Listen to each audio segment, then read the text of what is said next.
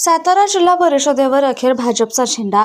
सातारा जिल्हा परिषदेवर भाजपच्या सौ प्रियाताई शिंदे यांची जिल्हा परिषद अध्यक्ष आणि उपाध्यक्षपदी राजूभैया भोसले यांची निवड झाली। गेल्या काही दिवस संपूर्ण महाराष्ट्र आणि सातारा जिल्ह्याचे या निवडीकडे लक्ष लागलं होतं। भाजपाकडून सौ प्रियाताई शिंदे आणि राजूभैया भोसले यांनी अर्ज दाखल केले होते। या दोघांनी अनुक्रमे राष्ट्रवादी काँग्रेसचे सौ मनीषा फडतरे यांनी अशोक पाटील यांचा पराभव केला। हा निकाल मंत्री शंभूराजे देसाई आणि मंत्री मकरंद पाटील यांच्यासाठी धक्कादायक मानला जातोय। तर जिल्ह्याच्या राजकारणात भाजपचे मंत्री जयकुमार गोरे आणि मंत्री शिवेंद्रसिंह राजू भोसले पुन्हा एकदा मुख्य सूत्रधार ठरलेत। दरम्यान या निवडीमध्ये राष्ट्रवादी आणि शिवसेना शिंदे गट यांचे प्रत्येकी 2 सदस्य फुटले। तसेच मतदानासाठी आत येत असताना राष्ट्रवादीच्या 2 सदस्यांना पोलिसांनी अपहरणाच्या गुन्ह्यात ताब्यात घेतलं, त्यामुळे त्यांना मतदानावर करता आले नाही। राष्ट्रवादी काँग्रेस आणि शिवसेना नेत्यांची यावेळी पोलिसांच्या बरोबर झटापट झाली। मतदारांमधील फूट आणि 2 सदस्य पोलिसांनी ताब्यात घेतल्यामुळे राष्ट्रवादी काँग्रेस आणि शिवसेना शिंदे गट या 2 पक्षाचे एकत्रित सदस्याकडे स्पष्ट बहुमत असतानाही त्यांना सत्तेपासून वंचित राहावं लागलं आणि उपस्थित सदस्यांच्या संख्याबळाच्या जोरावर भाजपने आपला विजय सुकर केला।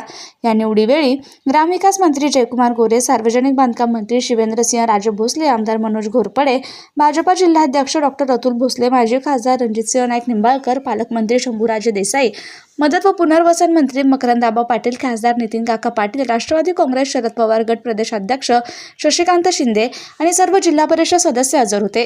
भाजपच्या दोन्ही मंत्र्यांनी नवनिर्वाचित जिल्हा परिषद अध्यक्ष आणि उपाध्यक्ष यांचा पुष्पगुच्छ देऊन सत्कार केला आणि त्यांना पुढील वाटचालीस शुभेच्छा दिल्या।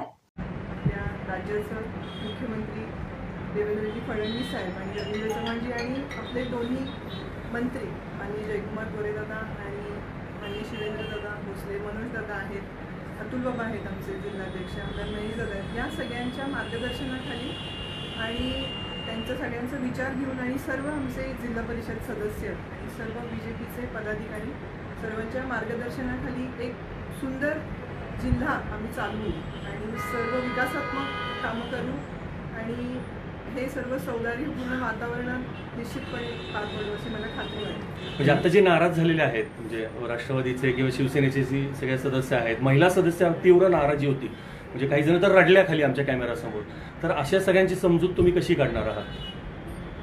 मला वाटते हे सत्तेसाठी जे काही राजकारण असतं ते जेव्हा आता जिल्हा परिषद अध्यक्ष झालं तर त्याच्यानंतर मला वाटते माझी जबाबदारी आहे की जिल्हा परिषद अध्यक्ष म्हणून सर्वच जे जिल्हा परिषद सदस्य आहेत त्यांना मी न्याय देईन आणि अत्यंत सुंदर आपला जिल्हा आणि त्याचा कारभार आम्ही सर्वजण मिळून चालू अशी मला खात्री वाटते। थँक्यू।